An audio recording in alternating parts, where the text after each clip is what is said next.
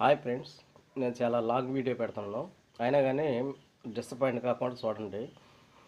ఆ, శంకర వరప్రసాద్లో నేను వరప్రసాద్ సినిమా చూసిన తర్వాత ఏంటంటే దానిలో వచ్చేసి చిరంజీవి వెంకటేష్ గారికి మందు నేర్పించారంట. ఎంఎంఎస్ అంట. ఎంఎంఎస్ అది వినేదానికి బాగానే ఉంది. మనకు ఫస్ట్ మొదట మందు నేర్పించిన సోల్మెట్ బాగానే ఉంది, ఇబ్బంది లేదు. కానీ వాళ్ళు తాగుతున్నారంటే మీరెలా నమ్మారు? అది నమ్మబాకండి, వద్దు. అది అసలు నమ్మవసరం లేదు. ఇంకోటి విషయం వచ్చేసి బ్రహ్మానందం గారు కానీ సినీ యాక్టర్లో ఎవరు ఆల్మోస్ట్ 90% ఎవరు మందు ముట్టుకోరమ్మా. మందు ముట్టుకోరు. మీరు వాళ్ళని చూసి ఇన్స్పైర్ అవ్వకండి.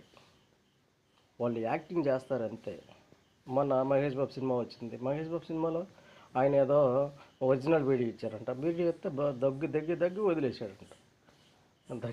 దగ్గి వదిలేస్తే ఆ డూప్లికేట్ బీడీ ఏదో తయారు చేసి ఇచ్చారంట. అలాంటివన్నీ నమ్మకండి. నమ్మి మీరు ఇన్స్పైర్ అవ్వకండి. Okay, thank you.